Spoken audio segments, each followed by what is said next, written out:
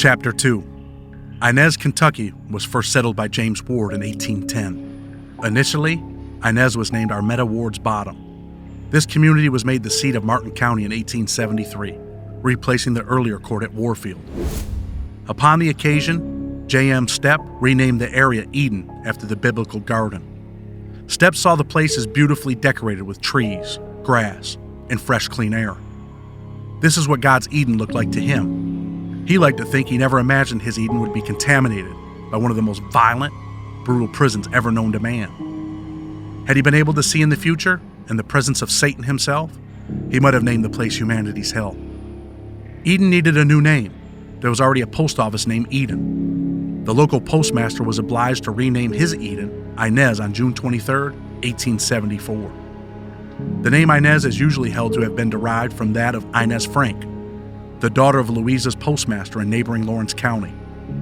Little did Inez Frank know back in the 1800s that her name would forever be intertwined with another name, Sandy, that it would be coupled with felons, rape, robbery, violence, and even murder. President Lyndon Johnson visited Inez, Kentucky in 1964. While Inez's population of under 1,000 poverty-stricken inhabitants looked on, President Johnson landed a helicopter with his party at an abandoned miniature golf course to promote the war on poverty. At that time, the poverty rate in this coal mining area was greater than 60%. Many years after President Johnson landed in Inez, Kentucky, the city was gifted with a prison. With it came jobs. 306 acres of land were set aside to build this high-security prison. The secure area that houses 1,253 inmates, on average, only compromises 26 acres of that land. An additional 69 inmates are housed at the minimum security camp, although that area is equipped to hold up to 128 convicted felons.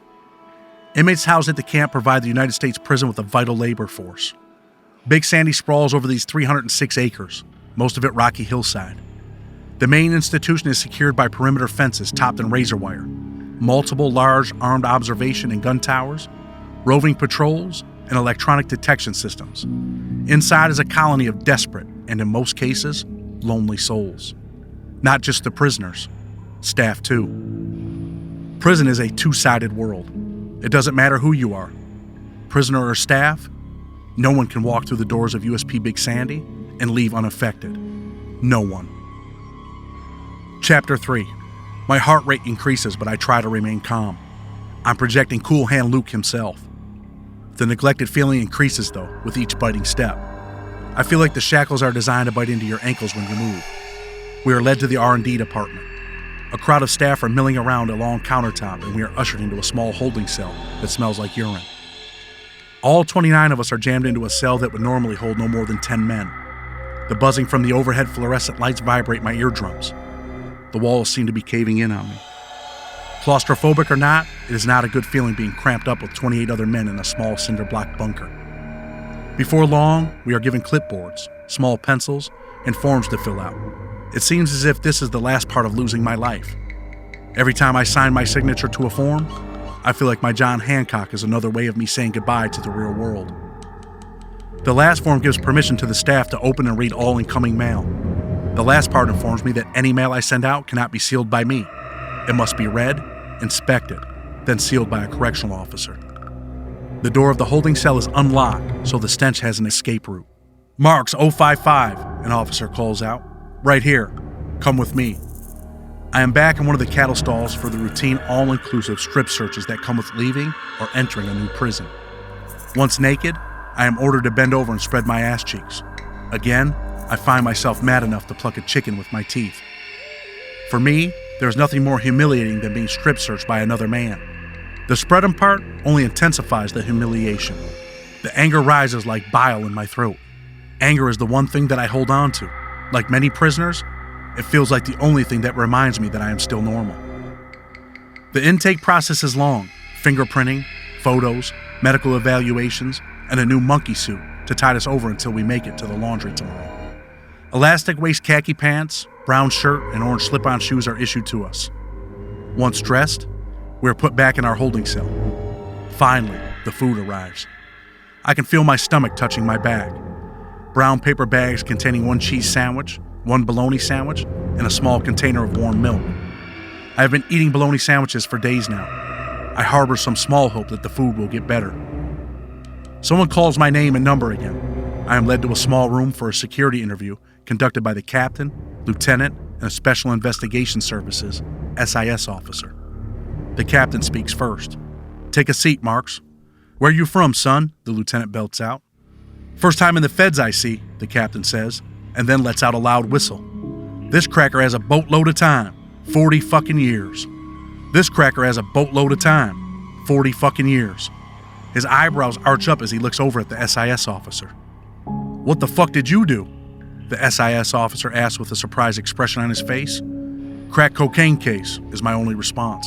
"Did someone die?" "Nah, man. They gave me 5 years for a 12-gauge hunting rifle, 25 years for a 22 rifle, and 10 years for 50 grams of crack. That's that 924C stack and shit, right?" "Yeah, that's it. They have some dude from Utah all over the internet for that shit. Wally or something."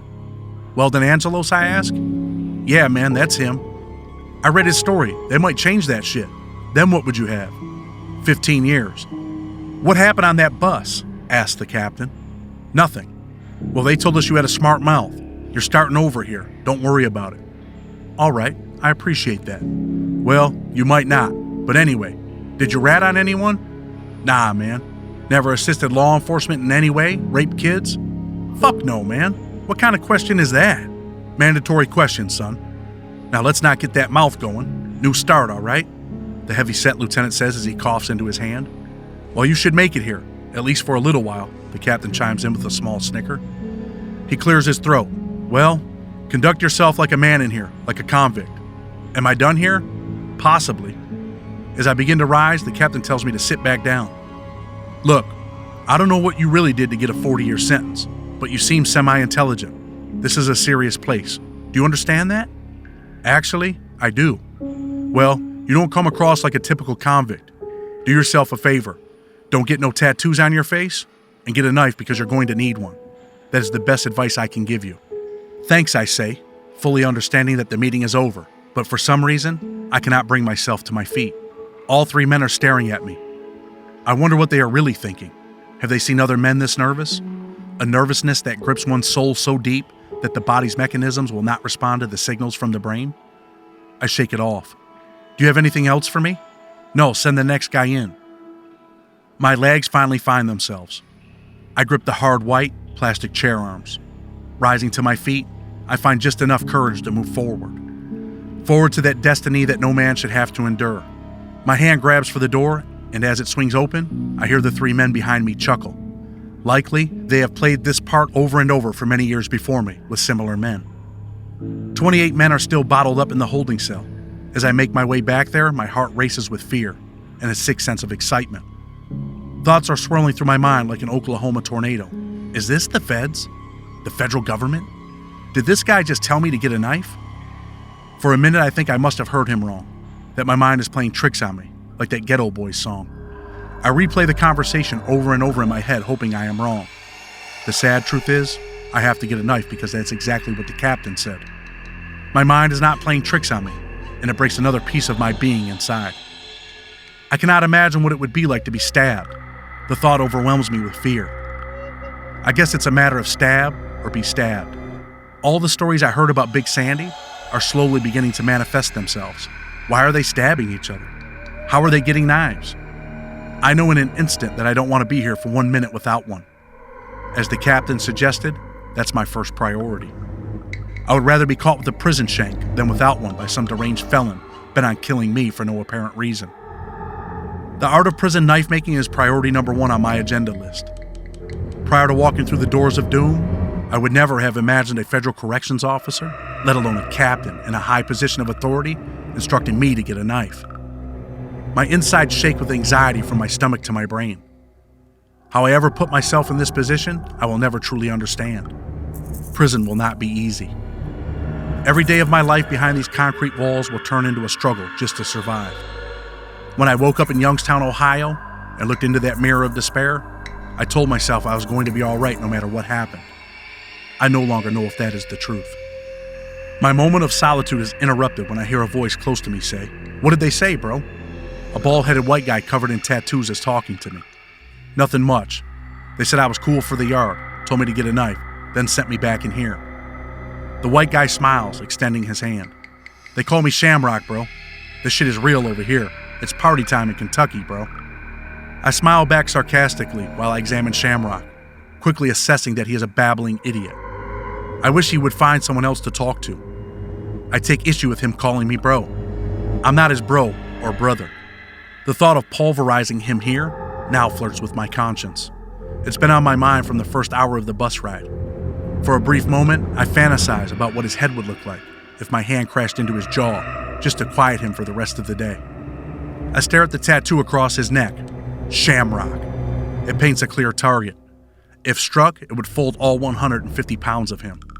In my mind, I'm querying whether if I hit him hard enough, one or more of his 60 or so tattoos would fall off. Since the bus ride, his mouth has been running like a well-oiled machine. His mission, I guess, was to make new guys think he was some tough prison gladiator, built for battle. I easily see through the facade, and for a split second, I have empathy for him, knowing that his phony mask he is wearing is his own defense mechanism for what Big Sandy has in store for each of us.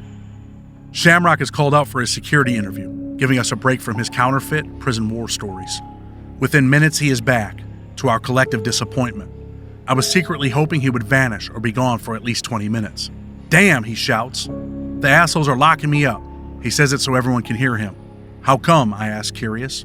They got me down as a skinhead, said my people don't walk here, so I gotta go to the shoe. With him having all the shamrocks tattooed on his body, he is supposed to be the lucky one. But for now, luck has found me. My lips form a smile as things begin to register. I won't be seeing this asshole any longer. Finally, this annoying freak with the bro reference will no longer be a part of my life. There is a knock on the window. The SIS officer from earlier points at Shamrock, then curls his finger in a come here gesture. The door opens and the SIS officer tells a correctional officer to put Shamrock in a cell by himself. The door opens and the SIS officer tells a correctional officer to put Shamrock in a single cell by himself. As Shamrock walks out the door, the captain appears. Lock him up, cell alone, wreck alone. He's PCing. Shamrock knows we all heard the captain. He walks towards the single cell with his head down, a defeated dog after a hard-fought battle. Kelly, the guy who sat in front of me on the bus, slides close. That Shamrock, he's a punk, checked in, faking like he was a gangster. Man, he's soft, Kelly says with a grin. Why did he check in? Man, I came with him from Terre Haute, USP. One of his skinhead brothers got jumped on. He ran and didn't help the dude. That's why he can't walk here. He's got brothers on this yard. If he came out, they would kill him. Where is he from? Wisconsin. I don't know about you, but I never met no tough guys from Wisconsin, except the dudes who play for the Packers. Have you? Nah, not really, I say. We both laugh loudly. That whole bus ride with his prison stories was a joke. He knows that once we hit the yard, I would have exposed his ass. Once a check-in, always a check-in. He's going to be in PC for the rest of his bid. For that shit at Terre Haute? That, and there's some paperwork on him that he's a snitch. He did some legal work for someone and then wrote the dude's prosecutor. He can't go nowhere, bro. Kelly calling me bro does not anger me the way it did when Shamrock used the reference. Checking in is a mortal prison sin that is equivalent to snitching. Such a sin follows you from prison to prison. If caught, there's always some form of punishment to be paid for one's trespass. The penalty of such sin is atonement by one's own blood.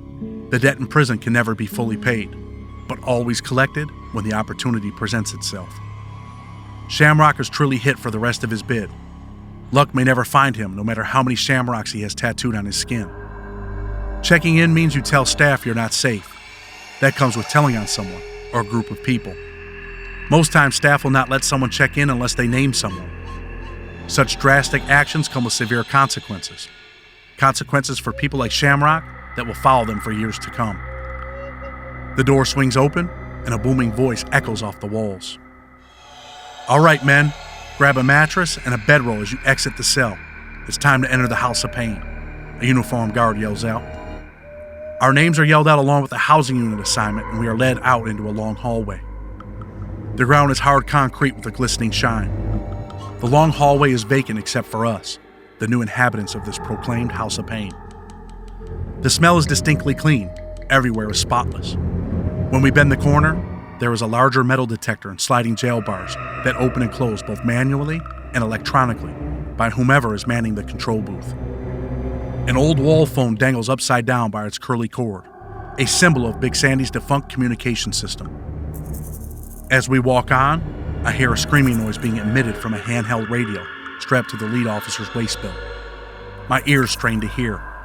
The sound of hard boots slaps the shiny concrete in rapid succession. All available units respond to the North Yard immediately. Fight in progress. Possible weapons. Oh shit, I think to myself. Officers are streaming past us, keys jangling on their belts. Get on the wall, men, the officer barks out. So I find my way to the wall, dropping my mattress and bedroll in the process. The wall routine is to make a clear path so officers can respond to the many emergencies I am sure grip this prison like a death vice. Within minutes, a heavy-set white guy is raced down the hall on a stretcher. His face is a mutilated, bloody mess.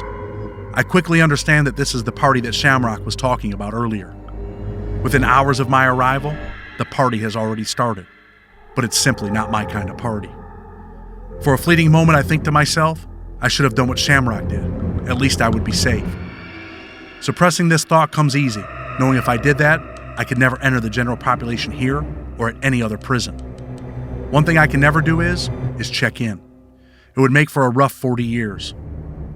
After being against the wall face first for over 10 minutes, we're pointed in the direction of the units we are to be housed in. Again, I feel like my legs do not want to move. Somehow, they do, and I march on to A4 housing unit. By the luck of the draw, I'm ordered to the same unit as Kelly. 3 young, white convicts are walking toward us, handcuffed behind their backs with a 6-officer escort. One of their eyes meets mine. He nods his head at me as if he recognizes me. I nod back as a sign of respect. My heavy mattress rests on my shoulder. These are the 3 men who recently wreaked havoc in the North Yard on the man now in the prison infirmary. I would later learn that the man's name is Skinner. His transgression was he tried to manipulate a 19-year-old white kid into performing oral sex on him. The 19-year-old went to the prison shot callers for help. Once he relayed the script, a hit on Skinner was sanctioned. In the white prison community, homosexual predators are not tolerated. Savage beatings are always inflicted as a form of deterrence. Look, Chad, you're new to this shit, Kelly sighs. So, this is what I'm gonna do. I'm gonna teach you the ropes, bro. I've been down 10 years, in some serious places. So I know what the fuck goes on in here. What the hell is it with this bro word in prison, I think to myself. I just came from Terre Haute with that lame Shamrock, and it was poppin', bro. I know you're nervous. We all are. But you're gonna be alright, man. For real. Trust me. Kelly finishes with a smile and a handshake. He can recognize my nervousness. I hope so, I respond. Listen, bro. Stick with your own in here, and don't fuck with niggers. I look around instantly, not believing what just came out of Kelly's mouth. The N-word. The majority of this place's population is blacks. Seeing my reaction, he chuckles. Aw, man, don't get bent out of shape over that. To them, we're honkies, crackers, white devils, and all kinds of shit. They call us what they want, we call them what we want. They know what they are. Again, I am stunned by his words. Whispering, I say, chill, man. If they hear you talk like that, they'll kill both of us. Kelly's eyes light up. That's why we have to get some knives ASAP, bro. Listen, Chad, this is prison, so I don't usually do this, but I'm going to treat you like a little brother and basically teach you how things work in the feds until you get the hang of this prison shit. That's cool with me, I answer with relief. Basic rules around here, man. First, stay away from drugs. Selling, using, whatever. It always leads to problems. The same goes for gambling. Don't mess with no homos, stay away from gang dudes, and just to be politically correct for you, stay away from the African Americans. You're from New York, so don't start thinking you're an African American. That can get you in trouble in here. He laughs with his delivery. You get in a gang in here, all you're looking for is a problem. Be your own man, bro, and hopefully one of these honkies in here will hit us off with a couple of knives. Man, I'm not trying to stab no one for real. Well, I don't want to be in prison either, but guess what? I'm here, and I'm trying to make it home. Ain't no one killing me in here. A knife is like an American Express card around here, bro. Never leave home without one. I guess it is what it is, right? As we get to the top of the stairs, I peer through the small window of the door. You're gonna be alright, Chad. Trust me on this. And remember, you're a honky. Honkies rumble, crackers crumble. What are you? A honky, I guess, I say with a smile, wondering where Kelly ever drummed up a saying like that. Maybe from his days growing up in Ohio, who knows. Again, I peer through the window in the door. The aperture is about 5 inches wide and 30 inches long. I see a stream of men yelling, playing cards, and others watching television. Hidden in my pants, my knees literally shake. I feel the bile well up and a slight burning in my throat. Kelly slaps me on the back, jarring me back to reality. He reaches for a large, black button to the right of the door, and a loud buzzing noise screeches out. Everyone inside looks towards the door. I step back from the window, wondering what is in store for me inside. Chapter 4. USP Big Sandy did not just happen. It was years-long work in progress. As our nation ran for the lead in being the strongest nation in the free world, it also ran to be the leader in incarcerating more of its citizens than any other industrialized nation in the world. The very sad reality is that the land of the free is actually less free than any other country on earth. The United States is home to 5% of the world's population, but it is also home to 25% of its prisoners. The incarceration rate that plagues the United States is 19% higher than Turkmenistan's, 36% higher than the late Fidel Castro's Cuba, and 57% higher than Russia's. The United States has a higher prisoner count than most of the world's most notorious repressive regimes. This system of mass incarceration costs the taxpayers, the government, and families of justice at least $182 billion per year. The costs associated with the system of mass incarceration include $80.7 billion for public correction agencies, including prisons, jails, and probation, $5.8 billion for prosecution, $63.2 billion for policing, only criminal law, and $12.3 billion for healthcare.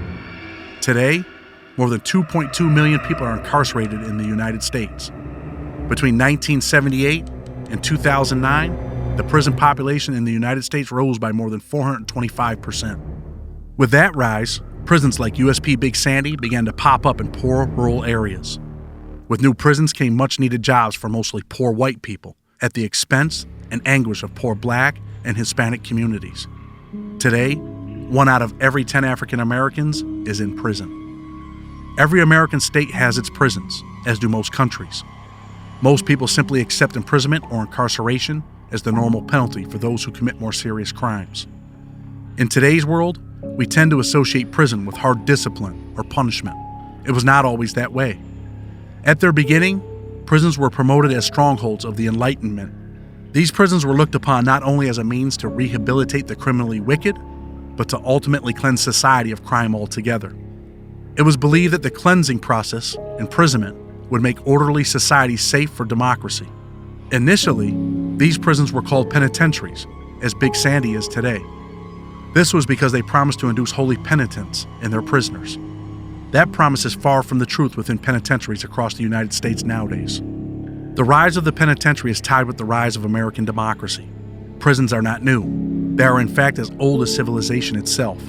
However, until modern times, they were seldom used to confine criminals for lengthy periods, much less for rehabilitation. In the New World, the rule of law usually relied on a much cheaper form of punishment, pain and shame. The tools of justice were branding, stocks, and the most feared, lashing with whips. The objective, according to the people ordained to administer justice, was not to cure crime, which was impossible, but to control it to some extent, to check man's inclination towards sin. The social hierarchy was enforced by a range of penalties. Free and propertied whites could circumvent even the most serious convictions with a fine. Outsiders generally faced expulsion. White servants, Indians, slaves, and freed blacks were most often punished by the lash. The gallows were always there in the background, the ultimate penalty for serious offenders and repeat offenders of all kinds. These terrible public punishments made for a great show, but local governments found it hard to control their communities' interpretations. And colonial cities were growing. Gruesome penalties discouraged juries from delivering guilty verdicts, with more crime a predictable after effect. Prominent Americans called for change. They felt bloodthirsty punishments were unfit for the budding, emergent age of the market, that the gallows were simply too harsh an instrument of discipline, and that lashing, whip-rendering actual flesh, was overly severe. Americans leaving the mother country devoted time to ending the bloody code of the old country. Kings considered their people their property, so shedding their blood came as easy as slaughtering one of their calves. Although the people of the new land pushed back against sanguinary sanctions, they also understood that there must be some punishment for one's transgressions. In a democratic society, the great land of liberty, man had to be held responsible for his actions. Man could not be permitted to do as he pleased. Thus came the proposal for a penitentiary. A medical doctor and a signer of the Declaration of Independence, Benjamin Rush, proposed that a large house be erected capable of reforming criminals and preventing crimes. Big Sandy was being molded from the beginning of the United States, absent the reforming criminals and preventing crimes. Could Big Sandy and my 40-year sentence ever reform me? As for a place that prevents crime, violent crime is rampant in this concrete doomed castle.